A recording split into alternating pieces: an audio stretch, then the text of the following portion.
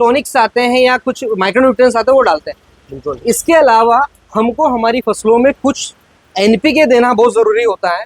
मैं जानना चाहूंगा, अभी जैसे किसान भाई मूंगफली लगा रहे हैं, सोयाबीन लगा रहे हैं, बहुत सारे किसान भाई अलग अलग तरह तरह की खेती करते हैं। मैं जानना चाहूंगा, अभी मूंगफली ज्यादा लगाई हुई, तो मूंगफली में क्या क्या अभी जो है रोग आ सकते हैं? अभी से बारिश का समय है तो क्या क्या रखरखाव किसान को करना चाहिए, दवाइयों को कैसे क्या इस्तेमाल करना चाहिए, वो थोड़ा सा हमारे किसान भाइयों को गाइड कीजिए। मूंगफली के अंदर अभी सबसे ज्यादा तो मेन प्रॉब्लम तो अभी एक ही आ रही है। तो किसान भाइयों का सोयाबीन के बारे में मेरा यही सजेशन है कि सोयाबीन में जो हमारी अर्ली स्टेज होती है, अर्ली स्टेज में गर्डल बीटल की मक्का की बात करता हूँ। मक्का में किसान जो फाल आर्मीवर्म में आता है उससे काफी ज्यादा परेशान रहते हैं। नमस्कार किसान भाइयों, आप सभी का बहुत बहुत स्वागत है। किसान भाइयों, जैसा कि हमेशा से मैंने आपको बताया, इस यूट्यूब चैनल पे खेती किसानी से जुड़े हम जानकारी आपको देते हैं। चाहे वो कोई अच्छी खेती कोई किसान भाई करता है या कोई जागरूक किसान है, उनके विजिट करवाते हैं, उनके फार्म पे जाते हैं, साथ ही साथ मंडी भाव बताते हैं, एक्सपर्ट की राय लेते हैं, बीच में इंटरव्यू भी लेते हैं बहुत सारे व्यापारी बंधु का। आज इसी कड़ी में जालाक्षी एग्रो पे नाहरगढ़ राहुल भाई की दुकान पे हमारे साथ में तीन कंपनी के जो है कर्मचारी जो मार्केट में जाते हैं, फील्ड करते हैं, दवाइयों के बारे में जो है दुकानदारों को बताते हैं और फिर दुकानदार आपको बताते हैं। तो वो सीधा सीधा दुकानदार से आपसे डिस्कस करते ही है, आप उनसे बातचीत करते ही हो। लेकिन आज जो ये मेनली इनके एक्सपीरियंस भी काफी साल के हैं, काफी समय से काम कर रहे हैं सर इन अलग अलग कंपनी में, तो थोड़ा ये जान लेंगे, इनका एक्सपीरियंस भी जान लेंगे। साथ में जो फसलें अभी आपने लगाई हुई है, जरूरी नहीं किसी किसान ने सोयाबीन ही लगाई है, बहुत सारे किसान रहते हैं कि तरह तरह की खेती भी कर रहे हैं, तो उन सभी खेतियों में भी क्या समस्या आ सकती है, क्या बीमारियां आ सकती है, साथ ही साथ उनमें क्या रखरखाव कर सकते हैं, छोटा मोटा इसके बारे में चर्चा हम लोग कर लेंगे। तो इसी कड़ी में आप वीडियो पूरा, सबसे पहले तो मैं आपसे निवेदन करना चाहूंगा, वीडियो बहुत इंपॉर्टेंट आपके लिए हो जाएगा, क्योंकि बहुत ही अच्छे एक्सपर्ट हैं जिनसे काफी देर से मैं डिस्कस कर रहा था। तो इनका एक्सपीरियंस जो है काफी सालों का एक्सपीरियंस है, तो ये आपको अच्छे से गाइड कर पाएंगे। तो चलिए आज शुरुआत करते हैं। सबसे पहले सर के बारे में जानेंगे। सर, आपका थोड़ा सा परिचय दे दीजिए और आपका कितने साल का इस फील्ड में एक्सपीरियंस है? नमस्कार किसान भाइयों, मेरा नाम चैतन्य सोनी है। मैं बायोक्रॉप साइंस में काम करता हूं और मेरा अनुभव है 17-18 साल से कर रहा हूं मैं काम। अच्छा, तो सर का 17-18 साल का एक्सपीरियंस है, मतलब आपको वीडियो पूरा देखना चाहिए, आपके लिए बहुत ही इंपॉर्टेंट वीडियो होना चाहिए। सर, थोड़ा ये जानना चाहूंगा, अभी जैसे किसान भाई मूंगफली लगा रहे हैं, सोयाबीन लगा रहे हैं, बहुत सारे किसान भाई अलग अलग तरह तरह की खेती करते हैं। मैं जानना चाहूंगा, अभी हमारे इधर एरिया में मूंगफली ज्यादा लगाई हुई, तो मूंगफली में क्या क्या अभी जो है रोग आ सकते हैं? अभी से बारिश का समय है तो क्या क्या रखरखाव किसान को करना चाहिए, दवाइयों को कैसे क्या इस्तेमाल करना चाहिए, वो थोड़ा सा हमारे किसान भाई को गाइड कीजिए। मूंगफली के अंदर अभी सबसे ज्यादा तो मेन प्रॉब्लम तो अभी एक ही आ रही है कि ऊब सूख की प्रॉब्लम, या हमारी लैंग्वेज में बोलते हैं विल्टिंग की प्रॉब्लम। तो विल्टिंग वाली प्रॉब्लम है और एक वाइट ग्रफ्ट की प्रॉब्लम आती है, जिससे क्या होता है कि किसान सबसे ज्यादा कंफ्यूज रहता है कि क्या कभी कोई कीड़ा खा रहा है या कभी वो जड़ गलन या उसकी प्रॉब्लम की वजह से है। तो वो मेन प्रॉब्लम यही रहती है उस फसल के अंदर जी। तो थोड़ा ये जानना चाहूंगा, जैसे मान लो किसान भाई कोई सी भी कंपनी का डोज लेता है जी, कैसे क्या यूज करना चाहिए? अलग अलग कंपनी का है, जैसे उसमें बारिश का कैसे क्या रहता है, पानी वो उसमें पानी का यही रहता है, अगर पानी अगर ज्यादा भरा हो रहता है तो वो उपसूख वाली प्रॉब्लम और गलन की प्रॉब्लम तो आती ही आती है। अगर वो किसी चीज का उपयोग करना चाहे तो उसमें फंगीसाइड और इंसेक्टिसाइड का अगर उपयोग करेगा तो वो दोनों से ही उसका जो है यानी उसका निदान हो जाएगा, वो जो फसल के अंदर जो चारा है उसका निदान हो जाएगा। तो उसमें जैसे ये बीमारी लगती है, क्या सिम्टम्स थोड़े से उसमें जैसे जो मूंगफली के अंदर अगर आप देखेंगे तो पत्तों पे हल्के हल्के डॉट्स, या फिर जो उसकी जो रूट रहती है, जड़ बोलते हैं, उसके वहां से तने के वहां से आप देखेंगे तो गलना चालू हो जाता है, या वो जो कीड़ा रहता है उस जगह से काटता है, तो वो आपको उसके लक्षण सामने दिख जाते हैं। तो किसान भाइयों, सर ने बहुत अच्छी बात बताई, तो बाकी फसलों के बारे में भी जानते हैं, एक्सपर्ट से। तो इसी कड़ी में दशरथ जी शर्मा हमारे साथ में जुड़े हैं, सर का एक्सपीरियंस भी जानेंगे, काफी सालों का एक्सपीरियंस बता रहे थे, साथ ही साथ इस फील्ड में है, तो थोड़ा इनसे भी जानेंगे। सर, आपका पहले तो परिचय, आपका कितने साल का एक्सपीरियंस है, थोड़ा हमारे दर्शकों को बताइए। किसान भाइयों नमस्कार, मैं डॉक्टर दशरथ कुमार शर्मा और मेरा जो अनुभव है 17 से 18 साल है। डिफरेंट एग्रीकल्चर सेक्टर में मैंने काम किया है और इस एरिया में लगभग 6 से 7 साल में मैं हूँ। बिल्कुल, तो सर का एक्सपीरियंस भी अच्छा है और इस फील्ड का इन्होंने बताया। सर से ये जानेंगे आज की ज़्यादातर अपने हमारे इस एरिया में सोयाबीन लगा रहे हैं, उधर के किसान मेरे चैनल पे भी जुड़े हुए हैं, तो सोयाबीन की फसल में अभी क्या क्या बीमारियां आ सकती है, क्या रोकथाम हो सकते हैं, साथ ही साथ उसमें सिम्टम्स क्या दिखते हैं बीमारी लगने का, वो थोड़ा अभी मेनली क्या क्या बीमारियां आ सकती है, क्या दिक्कतें फसलों के अंदर आ सकती है, वो थोड़ा सा चर्चा हमारे किसान भाइयों के बीच में अगर रखेंगे हम तो अच्छा लगेगा। थोड़ा सा गाइड कीजिए सर। जी, तो किसान भाइयों का सोयाबीन के बारे में मेरा यही सजेशन है कि सोयाबीन में जो हमारी अर्ली स्टेज होती है, अर्ली स्टेज में गर्डल बीटल की काफ़ी ज़्यादा समस्या आती है।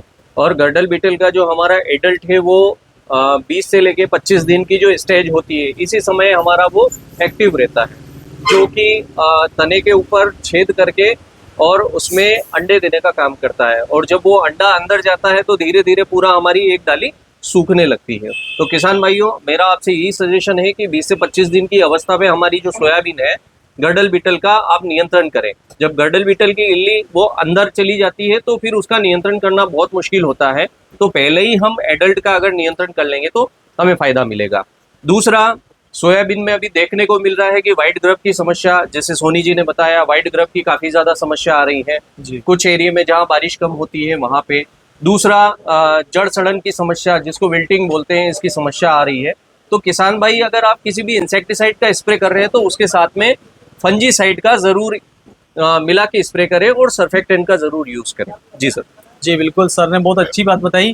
किसान भाइयों, सबसे पहले अगर आप ये वीडियो देख रहे हो तो जो एक्सपर्ट हमारे साथ में जुड़े हैं, ये सभी जो अलग अलग कंपनी से हैं, उनके प्रोडक्ट्स जालाक्सी एग्रो पे मिल जाएंगे।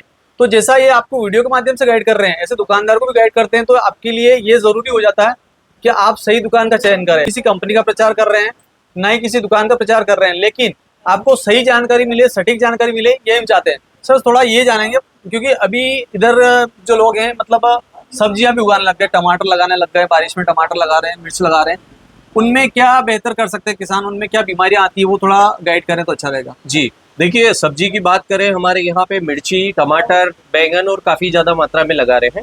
और बारिश का समय है तो किसान भाइयों से मेरा एक ही सजेशन है कि बारिश में मिर्ची, टमाटर या सब्जी की खेती कर रहे हैं तो बेड बना के फिर आप सब्जी की प्लांटिंग करें। क्योंकि बारिश के समय में ज़्यादा खेत में बारिश बढ़ने के कारण या बारिश ज़्यादा होने के कारण, पानी ज़्यादा भरने के कारण विल्टिंग की प्रॉब्लम काफ़ी ज़्यादा आती है। तो आप चाहे फलदार वृक्ष लगा रहे हैं, पपीता लगा रहे हैं, बैंगन लगा रहे हैं, मिर्ची लगा रहे हैं, कुछ भी लगा रहे हैं, तो बेड बना के, और पानी का नितार होना चाहिए, पानी नहीं भरना चाहिए। किसान भाई मुख्य सावधानी ये रखें। दूसरी बात, अभी ऐसे मौसम में जो रस चूसने वाले कीड़े होते हैं, जिनको हम वाइट फ्लाई हो गया, जेसिड हो गया, थ्रिप्स हो गया, ये सारी चीज़ें काफ़ी ज़्यादा एक्टिव होती है, जो कि मिर्ची के अंदर कर्लिंग लाना, टमाटर के अंदर कर्लिंग लाना, ये काफ़ी ज़्यादा प्रॉब्लम होती है। तो इसका निदान समय पे करते रहें। तीसरी प्रॉब्लम जो आती है, बारिश ज़्यादा होने के कारण, नमी ज़्यादा होने के कारण फंगस का अटैक काफ़ी ज़्यादा होता है। तो किसान भाई, किसी भी इंसेक्टिसाइड का या किसी का भी स्प्रे कर रहे हैं तो फंजीसाइड को ज़रूर मिलाइए। और बारिश का मौसम है तो बारिश के मौसम में आप जानते ही हैं, दवाई हमारा अच्छा रिजल्ट दे, इसके लिए आप सर्फेक्टेंट, सिलिकॉन बेस्ड सर्फेक्टेंट का यूज़ कीजिए। जी सर। बिल्कुल, बहुत अच्छी जानकारी लगी, बहुत अच्छे से बताया सर ने। कैसे खेती करनी है वो तो मैंने रिसेंट वीडियो डाला था, पीछे वीडियो देख सकते हो आप। ये खेती कैसे आप कर सकते हैं, किसान भाई से सीधी बात मैंने करवाई थी। तो यहाँ तो केवल दवाइयों के बारे में सर ने बताया कि ऐसे ऐसे आप यो उपयोग कर सकते हैं। या अधिक जानकारी अगर आप चाहते हैं तो मेरे मोबाइल नंबर 7692840789 पर भी संपर्क कर सकते हैं। बिल्कुल, सर से भी संपर्क कर सकते हैं। साथ में इनकी जो भी प्रोडक्ट ये आपको बताते हैं, तो आप चाहे इनसे राय ले सकते हैं, अच्छे समझ सकते हैं, और होगा तो सर आपके फार्म तक भी विजिट कर पाएंगे। बिल्कुल, डेफिनेट। बिल्कुल। तो इसी कड़ी में एक और एक्सपर्ट हमारे साथ में जुड़े हैं, इनका भी एक्सपीरियंस जानते हैं और इनसे भी पूछेंगे कुछ सवाल, और आपको ये अच्छे से समझाएंगे, क्योंकि इसी फील्ड में रहते हैं, दिन रात यही चीज़ें देखते हैं, फसलों में क्या रोग आते हैं, क्या रोकथाम हो सकती है, क्या दवाइयाँ और कैसे उनका उपयोग, वो चीज़ें सारी एक्सपर्ट बताते हैं। इसी के लिए एक्सपर्ट जाने जाते हैं। सर, आपका परिचय और एक्सपीरियंस कितने साल का है आपका? नमस्कार किसान साथियों, मेरा नाम राहुल जोशी है और मैं पिछले 9 सालों से एग्रीकल्चर फील्ड में कार्यरत हूँ। अलग अलग कंपनी में कार्य कर चुका हूँ। अभी रिसेंटली मैं कंपनी में काम कर रहा हूँ। मेरी कंपनी का नाम है ज़ाइलोन एग्री साइंस। बेसिकली मेरी कंपनी न्यूट्रिशन पे ज़्यादा फोकस करती है। थोड़ा सा अगर बात की जाए फसलों की, तो हमारे इस क्षेत्र में लगभग उड़द, मक्का, सोयाबीन और मूंगफली क्रॉप ज़्यादा होती है अपने यहाँ पे। बिल्कुल, मेरे सीनियर्स ने काफ़ी अच्छे तरीके से बता दिया है, तो मेरे पास कुछ ज़्यादा बचा नहीं है बताने के लिए, बट थोड़ा सा मैं बताना चाहूँगा। जी। अभी इस सीजन में इस बार मक्का का जो रकबा है वो बहुत ज़्यादा बड़ा है। इस बार मक्का बहुत ज़्यादा लगा है। लोग जा रहे हैं इस फील्ड, मतलब इस वाले लाइन में हाइब्रिड बीज ला के लगा रहे हैं बहुत सारे। सर एक्चुअली क्या है ना, मक्का इस बार बहुत ज़्यादा रकबा लगा है, तो मेरा उन किसान भाइयों से कहना है कि मक्का तो लगाया है, बट मक्का में कहीं न कहीं फार आदमी मर जो इल्ली आती है, उस पर ध्यान देने की ज़रूरत है, और समय से पहले आप उस चीज़ का ध्यान रखें, छिड़काव करें। यदि आप जैसे 1 बीघे में 4 पंप लगा रहे हैं, तो जब भी आप स्प्रे करते हैं इल्ली का, तो चलने की थोड़ी सी ध्यान रखें, स्पीड में ना चले।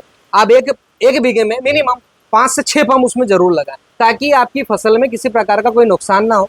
दूसरा ये कहना चाहूँगा, हम हमारी फसलों में रोकथाम तो करते हैं, जैसे इंसेक्ट के लिए इंसेक्टिसाइड डालते हैं, बिल्कुल, फंगस के लिए फंजीसाइड डालते हैं, और ग्रोथ के लिए कुछ टॉनिक्स आते हैं या कुछ माइक्रोन्यूट्रिएंट्स आते हैं वो डालते हैं। इसके अलावा हमको हमारी फसलों में कुछ एनपीके देना बहुत जरूरी होता है, कुछ न्यूट्रिशन देना बहुत जरूरी होता है, जो कि फसलों के लिए बहुत ज्यादा फायदा पहुंचाते हैं। हम रोगों से बचाने के लिए, कीड़ों से बचाने के लिए तो स्प्रे करते हैं, बट उसमें कोई माइक्रोन्यूट्रिएंट का स्प्रे नहीं करते हैं। तो मेरा बस यही रहेगा कि आप समय से, जैसे 15 दिन की फसल है या 25 दिन की फसल है, जो आपको न्यूट्रिशन देना चाहिए आप वो दे सकते हैं, जो कि आपको इजीली मार्केट में मिल जाते हैं। बस। तो उम्मीद करता हूँ किसान भाइयों आपको वीडियो बहुत अच्छा लगा होगा। सारे जो एक्सपर्ट थे इन्होंने अपनी अपनी राय रखी और अच्छे से समझाया कि क्या जो है आप रोग आते हैं, क्या रोकथाम हो सकती है, वो कैसे दवाइयों का स्प्रे करना है, कैसे दवाई आपको छिड़काव करने हैं।